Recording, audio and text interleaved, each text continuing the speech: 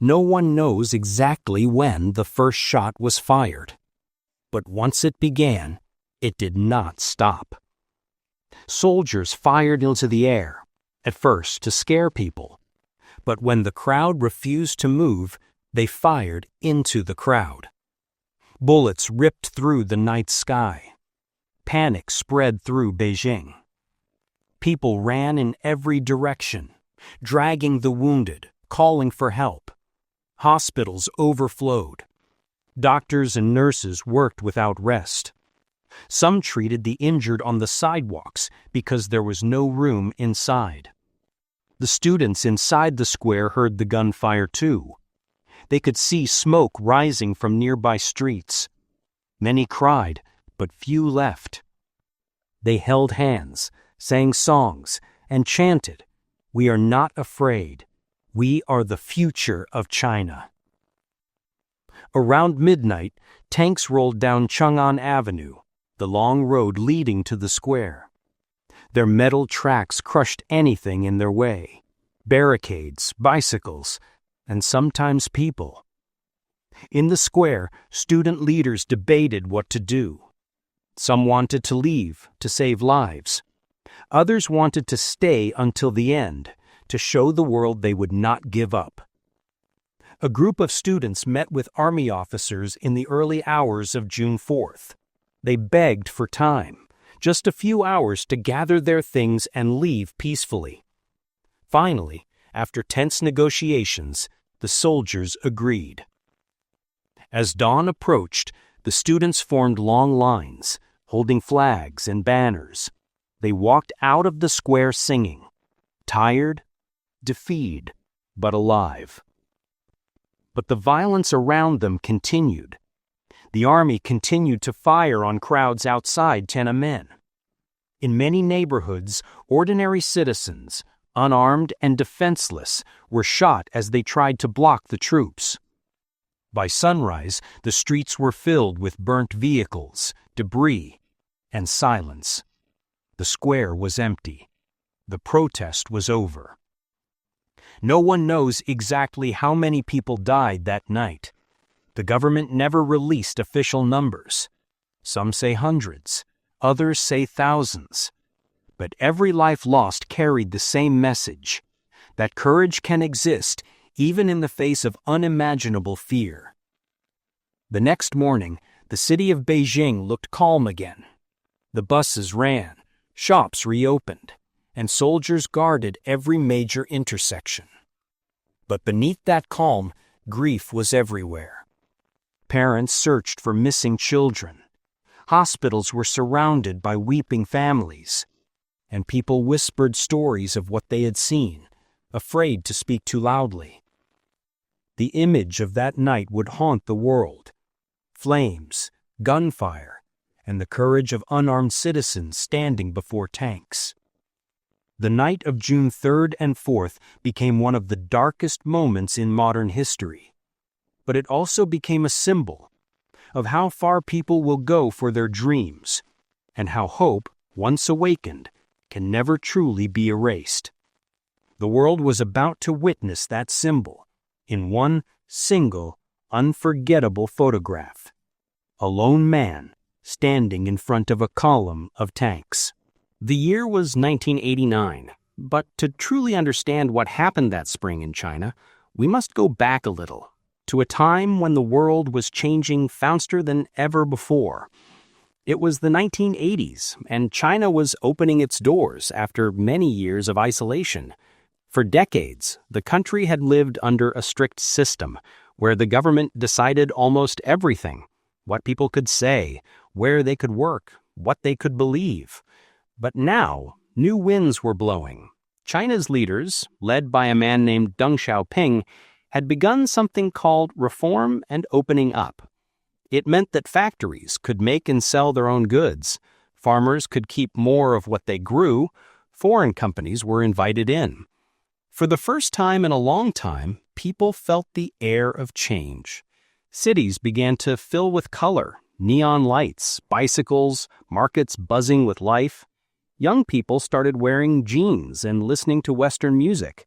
For them, the world outside China suddenly seemed not so far away. But as the economy grew, new problems began to appear. Prices were rising. Some people got rich quickly, but many stayed poor. Corruption started spreading. Powerful officials and their families enjoyed luxuries that ordinary citizens could never dream of. And while people could now earn more money, they still could not speak freely. Newspapers could not criticize the government.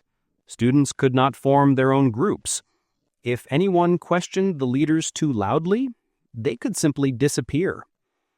Among the youth, especially in big cities like Beijing, a quiet restlessness began to grow. University students, the brightest minds of their generation, looked around and asked, why can't we have both, progress and freedom? They read about democracy in the West, about human rights and open debate. They admired leaders who were chosen by the people. And they believed that their country too could change, peacefully, step by step. In 1986 and 1987, some students began small protests calling for reform, but the government quickly silenced them.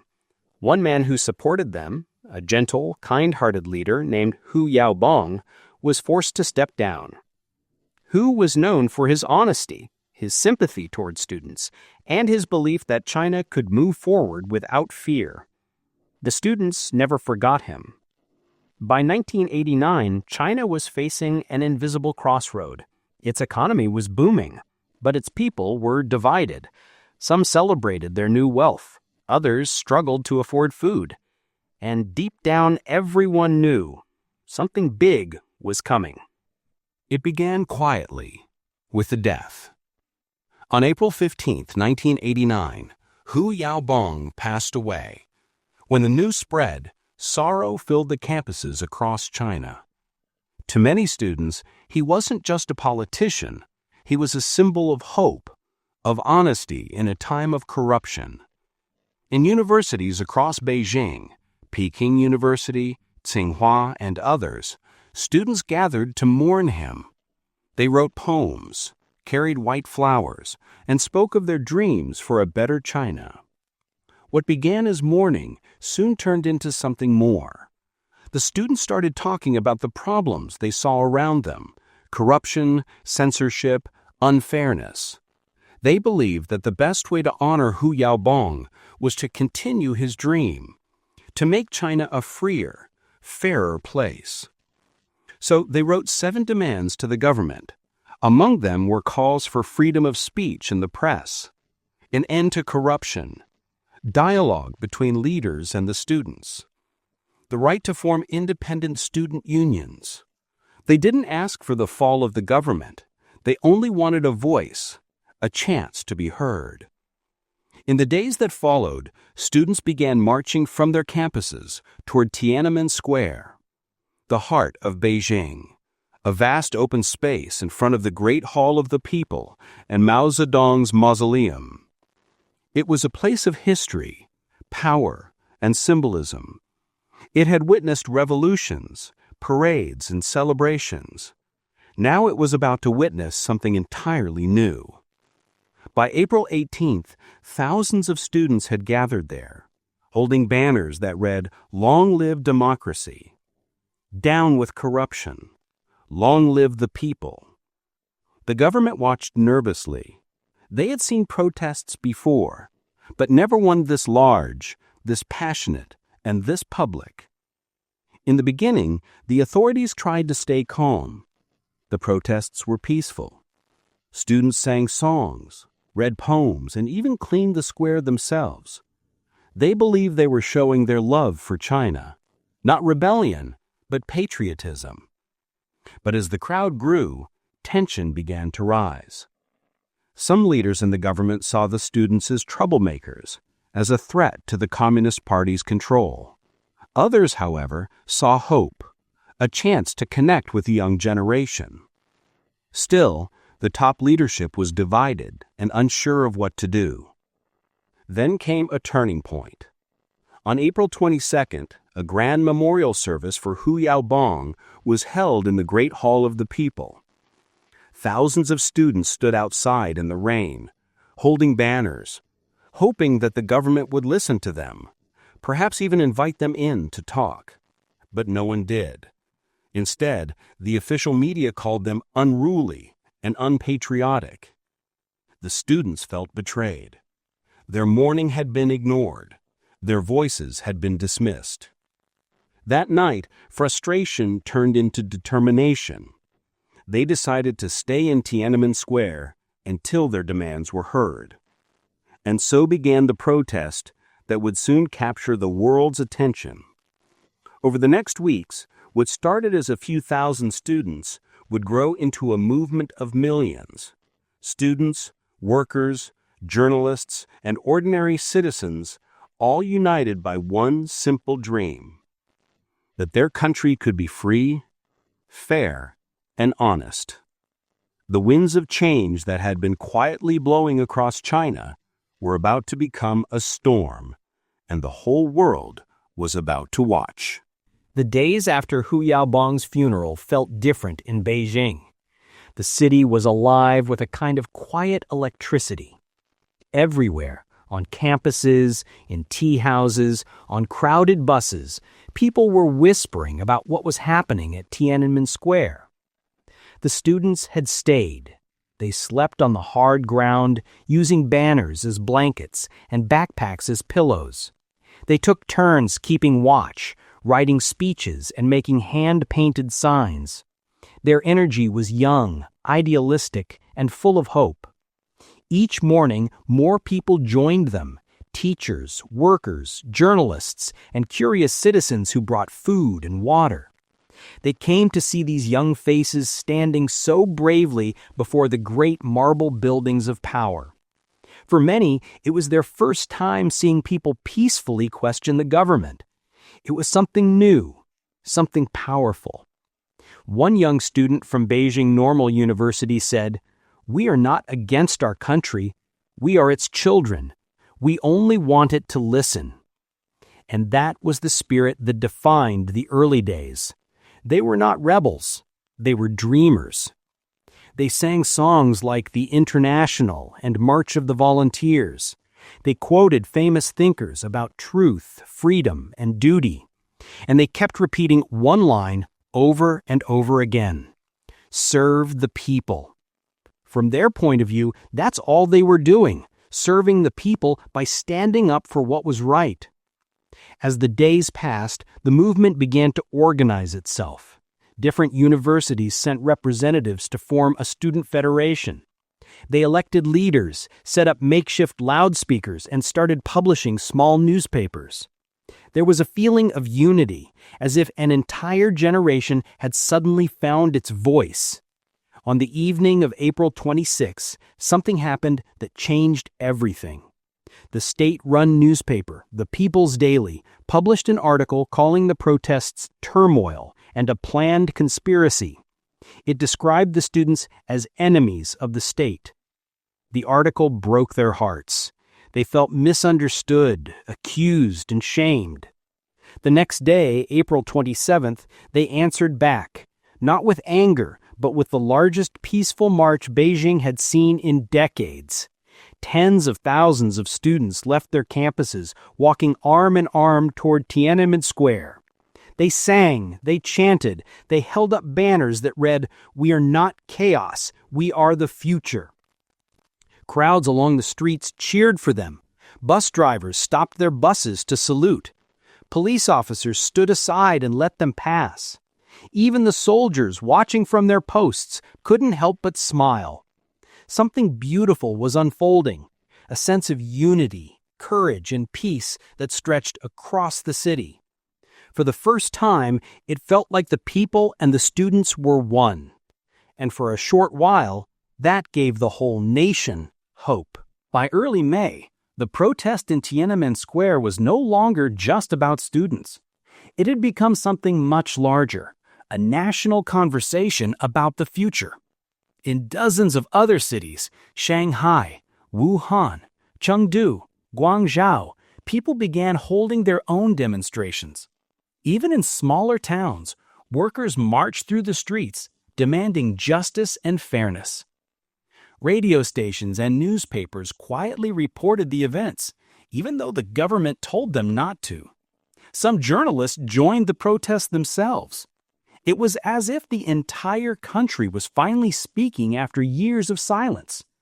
In Beijing, the square was like a small city of its own. Students set up tents, first aid stations, and food areas. Volunteer doctors treated the sick. Artists painted banners with calligraphy. And in the evenings, thousands would sit together listening to speeches under the glow of streetlights. One famous line from a student's speech said, "Democracy is not chaos. It is a light that shows us the way." Many believed that light was finally shining on China. As the world began to notice, foreign journalists arrived in Beijing to cover the story. Television cameras captured the sea of people in the square, waving flags, chanting slogans, and holding up pictures of Hu Yaobang. The world was inspired by their courage. Meanwhile, inside the walls of government buildings nearby, China's leaders were deeply divided. Some, like Premier Zhao Ziyang, wanted to talk to the students. He believed dialogue and patience could solve the crisis peacefully. But others, especially older, more conservative officials, saw the movement as a danger, a threat to the party's rule. They feared the protests might spread and weaken their control. To them, allowing open criticism could unravel everything they had built. The country's most powerful man, Deng Xiaoping, was watching closely. He had lived through revolutions, wars, and chaos. He remembered what disorder had done to China in the past. To him, stability was everything. He believed that too much freedom could destroy the nation's unity. And so, he decided the protests could not continue. But while leaders debated behind closed doors, the movement outside was gaining strength. On May 4th, the anniversary of a famous student movement from 1919, hundreds of thousands filled Tiananmen Square again. They carried banners that linked their struggle to history, saying, "Long live the May 4th spirit." Patriotism is not a crime. By then, it was clear. The protest had grown far beyond anyone's expectations. It was not only about Hu Yaobang anymore. It was about the direction of China itself. Then something happened that would push the movement to its emotional peak. On May 13th, just days before a planned visit by the Soviet leader Mikhail Gorbachev, hundreds of students began a hunger strike in Tiananmen Square. They refused to eat until the government agreed to talk to them. They sat under the burning sun, holding signs that read, "We love our motherland, but she must listen to us." They drank only water and sang songs when they felt weak. People wept as they watched them. Doctors begged them to stop, but the students said they would rather faint than give up. Soon, tens of thousands joined the hunger strike. Hospitals overflowed. Volunteers carried fainting students away on stretchers. Crowds surrounded them, chanting, "Students, you are the pride of China." The images spread around the world. Television networks broadcast live from Tiananmen Square, showing students collapsing from exhaustion, while soldiers stood at the edges, waiting for orders. To the outside world, it looked like a revolution of hope. To China's government, it looked like a threat spiraling out of control. By May 19th, Premier Zhao Ziyang himself came to the square, looking tired and sad. He told the students, "We have come too late." He begged them to end their hunger strike and save their lives. It was his last public appearance. Soon after, he was removed from power and placed under house arrest for the rest of his life. That same night, the government declared martial law in Beijing. Troops began to move toward the city. The students didn't know it yet, but the peaceful movement that had united a nation was about to face its greatest test, one that would change history forever. By late May of 1989, Tiananmen Square had transformed into something few could have imagined. What was once a vast gray expanse of stone, a place for parades and ceremonies, had become the beating heart of a people's movement. From sunrise to sunset, the square was alive. Hundreds of tents filled the open space. Flags fluttered in the warm spring breeze. Hand-painted banners stretched from one end to the other, covered in words of hope. Democracy, freedom, truth, fairness. There were tents for universities, tents for medical aid, and tents for volunteers. Makeshift kitchens handed out rice and noodles. Doctors treated sunburned and fainting students. And in the center of it all, a tall wooden structure began to rise, built by fine arts students from Beijing University. It was called the Goddess of Democracy, a statue made from foam and plaster, standing over 10 meters tall, facing the portrait of Chairman Mao Zedong that hung on the Forbidden City wall. Her raised torch symbolized hope, the light of freedom. When she was unveiled on May 30th, 1989, the crowd erupted in cheers. Many wept, some bowed.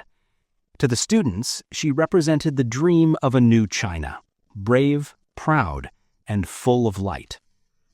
Each day, new waves of people poured into the square. Workers from nearby factories, journalists, old men carrying small flags, mothers holding their children's hands. Some came out of curiosity, some out of support, others simply to be part of something larger than themselves.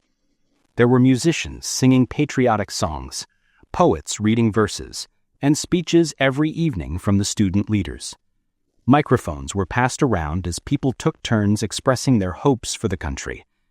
Despite the exhaustion and heat, spirits were high. The students believed they were writing history, that the government would eventually understand their love for the nation. Many felt a deep bond with each other. They shared water, notes, and laughter. Some fell in love. Some wrote letters home, telling their parents not to worry. They promised to stay peaceful. But while the square was filled with life, beyond its edges, tension was building. The government had declared martial law on May 20th. Troops were stationed around the city, but they hadn't yet entered. Citizens formed human chains and blocked the army's trucks, pleading with soldiers not to move forward. Beijing's residents brought food and tea to the troops, speaking kindly, hoping to avoid violence. In many ways, both sides were unsure, confused about what would happen next. Inside the government, debates continued. Some leaders argued for patience, others pressed for force. And in the middle of it all, the students kept singing, unaware of how close danger was drawing. At night, the square glowed under the lights of television cameras. Foreign reporters broadcast live to the world, showing faces of courage, fear, and faith. The image of the goddess of democracy stood tall against the dark sky, her torch shining like a star. It seemed that for a moment, the entire world believed something new might be born in China. But as May turned to June, the mood in the square began to shift. The hunger strike had left many weak and sick. Food was running short. Some students were exhausted and wanted to go home.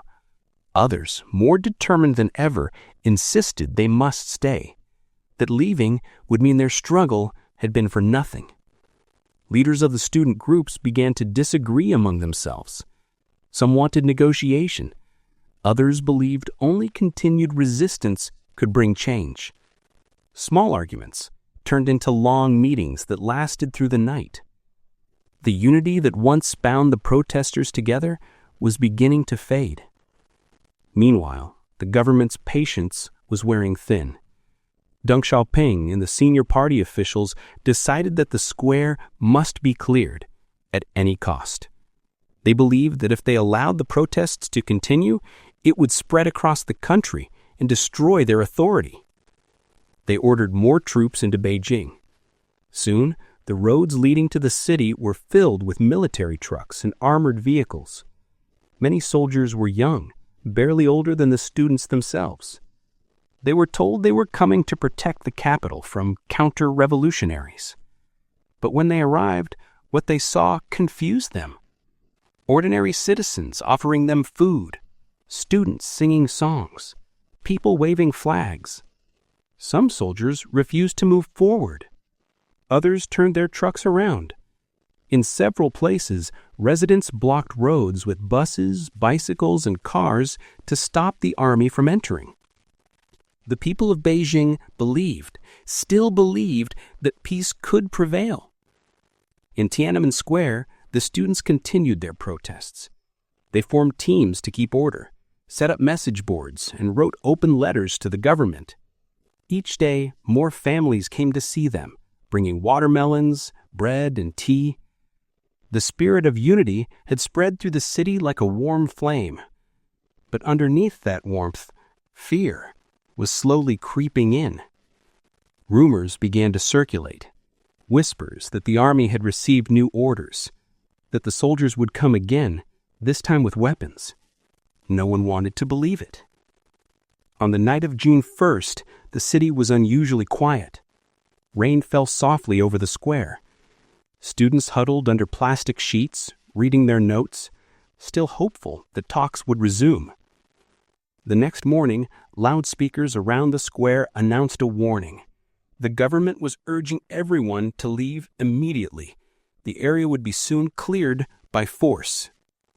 The message was repeated throughout the day, calm but firm.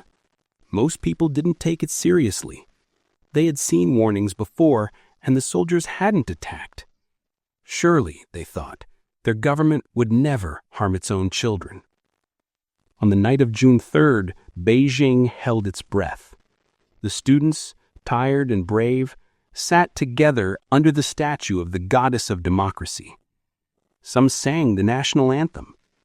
Others wrote farewell notes, just in case. Far away, in the shadows beyond the city lights, columns of soldiers began to move. They were armed, this time with real bullets. No one in the square knew it yet, but the next 24 hours would become one of the darkest nights in modern history. The dream that had filled Tiananmen Square was about to be crushed beneath the weight of fear and power. The night of June 3rd, 1989 began quietly in Beijing. Streetlights glowed softly through the warm summer air. In the square, the students were singing softly, their voices mixing with the sound of rain dripping from tent roofs. Some were tired, some were hopeful. None could imagine the darkness that was coming. In the distance, faint sounds began to rise, the rumble of engines, the clanking of metal. The army was on the move. Columns of soldiers marched through the streets, their faces blank, their helmets shining under the streetlights. Trucks and armored vehicles followed, their engines growling like thunder. Residents ran to the windows and balconies, trying to see what was happening. Parents grabbed their children and whispered, "Stay inside." But others, brave, determined, desperate, poured into the streets. They had stopped the army before. Maybe they could do it again. Ordinary citizens, workers, shopkeepers, bicycle riders dragged buses, carts, and even benches into the roads. They formed human chains, waving their arms and shouting, "Don't go! Don't shoot! These are our children!" At first, the soldiers hesitated. They had been told that the protesters were dangerous rebels, but all they saw were unarmed people, old men, mothers, students, standing before them with tears in their eyes.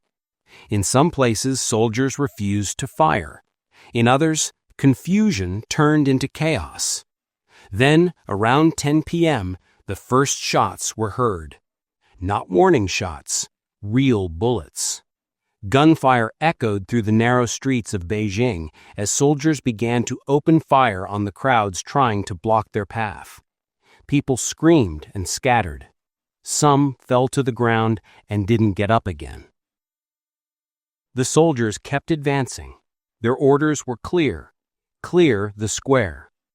Ambulances raced through the streets, their sirens wailing, but many were stopped by soldiers or barricades. Residents used bicycles and wooden carts to carry the wounded to nearby hospitals. Doctors worked without rest, turning hospital hallways into emergency rooms. They ran out of bandages, of blood, of space. Meanwhile, the gunfire grew closer and closer to Tiananmen Square. Inside the square, students could hear the echo of shots, but many didn't believe the soldiers would harm them. They thought it was only a warning. Student leaders called emergency meetings. Some wanted to leave, others refused to go. They held hands and sang patriotic songs, trying to stay calm. Around midnight, tanks rolled toward the square. Their tracks crushed the bicycles and barricades left on the roads. The sound of their engines drowned out the shouts of the crowd. Beijing, the city of peace and culture, had turned into a battlefield. By the early hours of June 4th, the soldiers had surrounded Tiananmen Square on all sides. Searchlights swept across the open space. Students gathered around the goddess of democracy, shielding them with their bodies. They were still hoping for dialogue. They were still hoping for peace. As the night deepened, chaos spread across Beijing. In nearby neighborhoods, citizens built barricades, throwing stones and bottles to slow the army's advance. Some set buses on fire to block the roads. The flames lit up the night sky. But against tanks and rifles, they had no chance. Witnesses later described the scene as something out of a nightmare.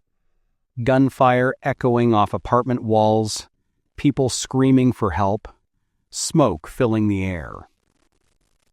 The soldiers fired indiscriminately, into the crowds, into buildings, into anything that moved. Some soldiers themselves were injured when frightened citizens fought back. But the imbalance of power was enormous.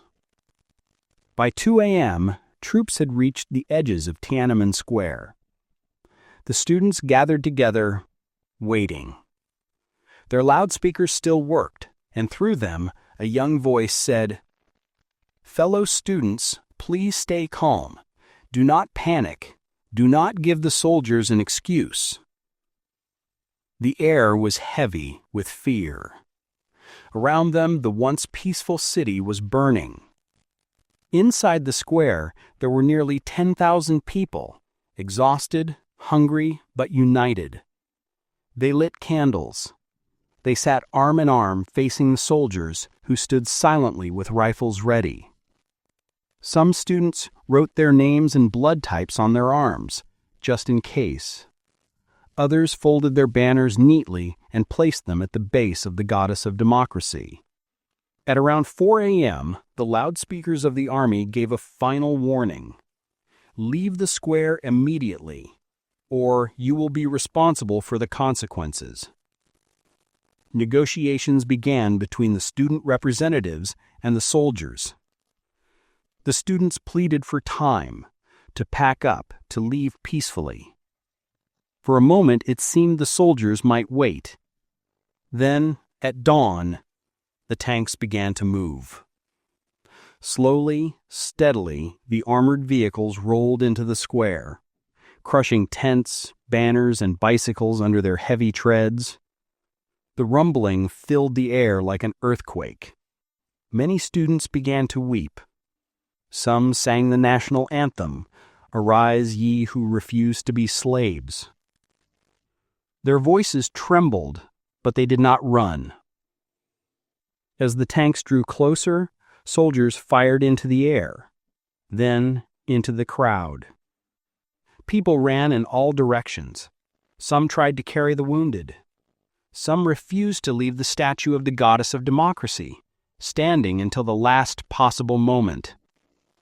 By 5 a.m., the square was filled with smoke and shouting. The air smelled of tear gas and burning cloth. Loudspeakers blared orders, "Clear the square! Clear the square!" By sunrise, Tiananmen Square was silent again. The tents were gone. The banners were torn. The goddess of democracy lay broken, shattered by the tanks that had rolled over her base. Soldiers stood in lines, their faces cold and pale. The students were gone. Some had escaped, others had fallen, and many had simply vanished into the chaos. Outside the square, the city was still burning. Citizens were crying in the streets, searching for friends and family. Hospitals were overwhelmed.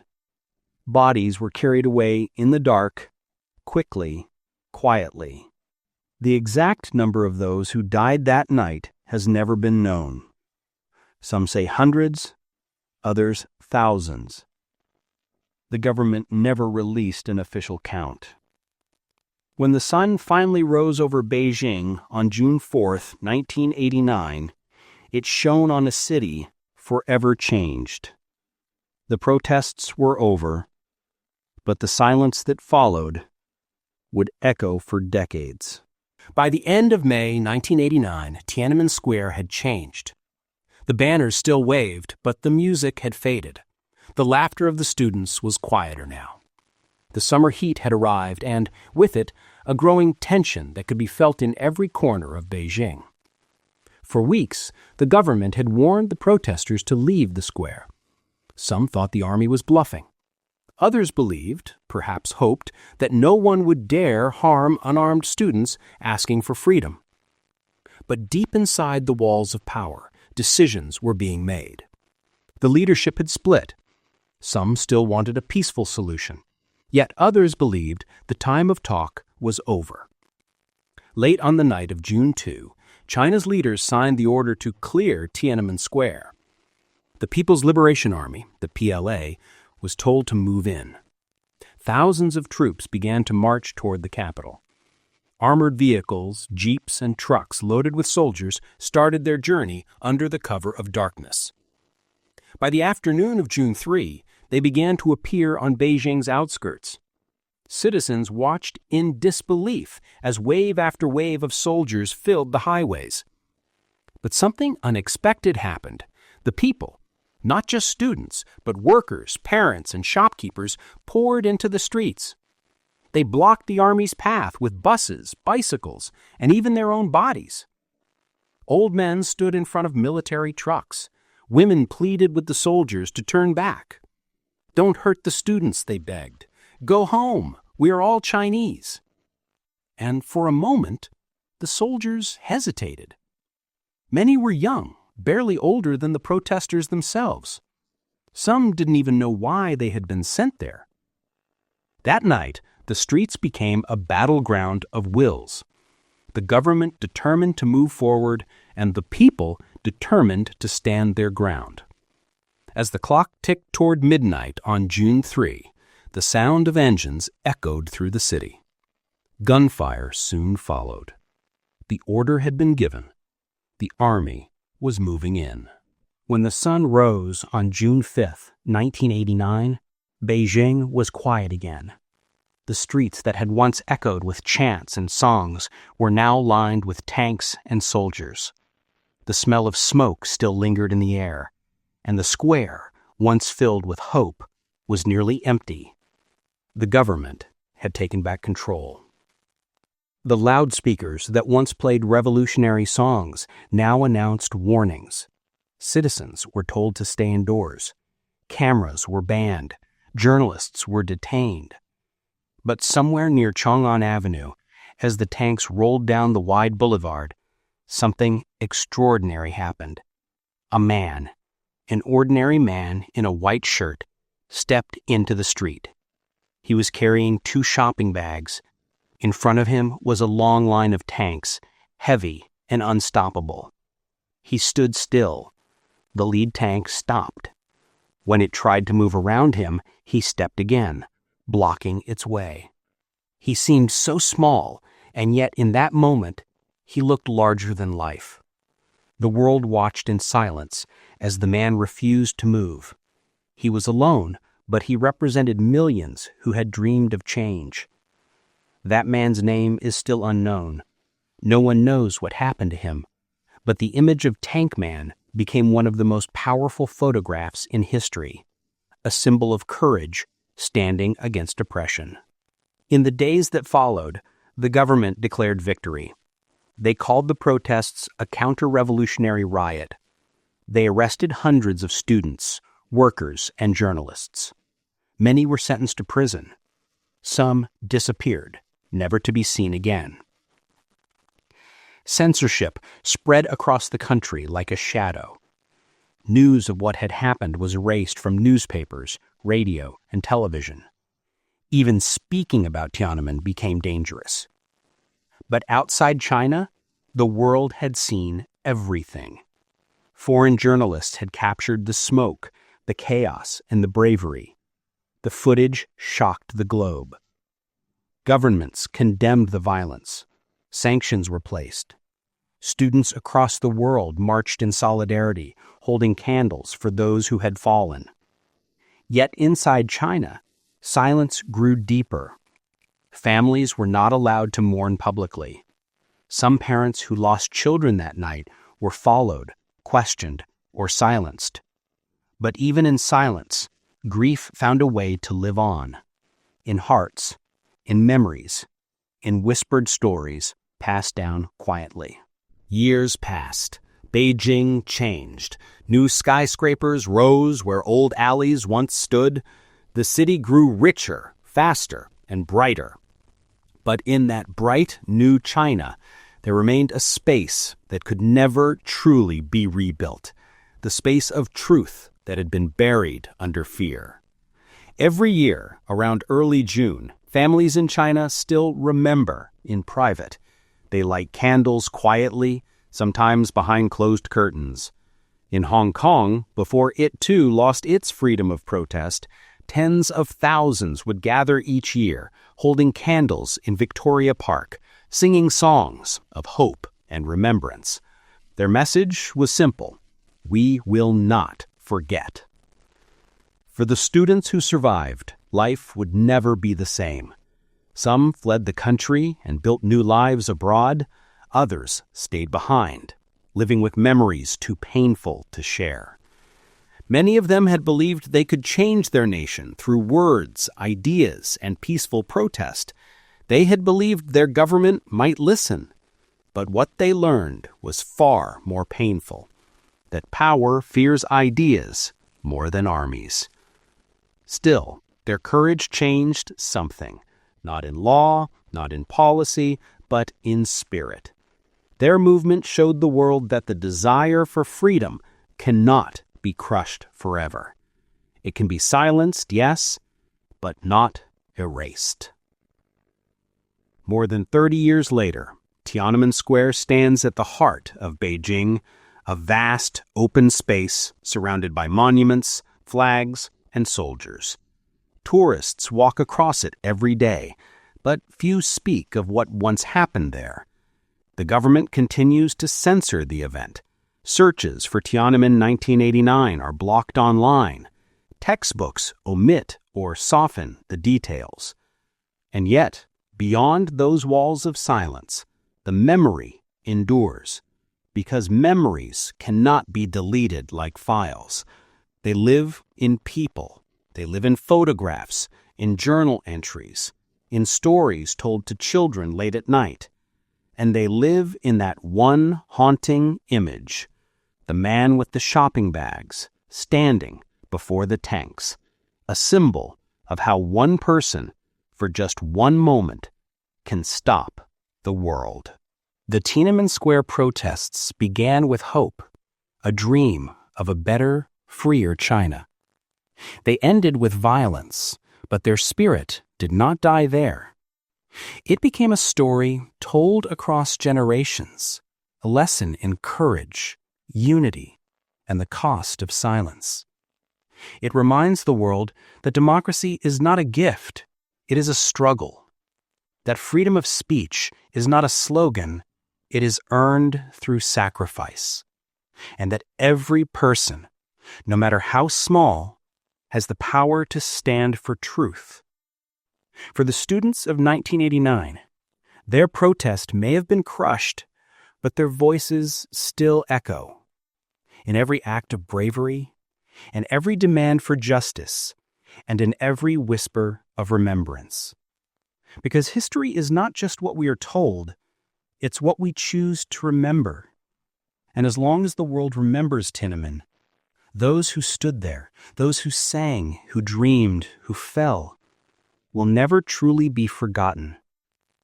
This was the story of the Tiananmen Square Protests, a story of hope and heartbreak, of courage and consequence, a reminder that even in the darkest of nights, the light of freedom can still flicker, and that sometimes one small act of defiance can change the conscience of the entire world.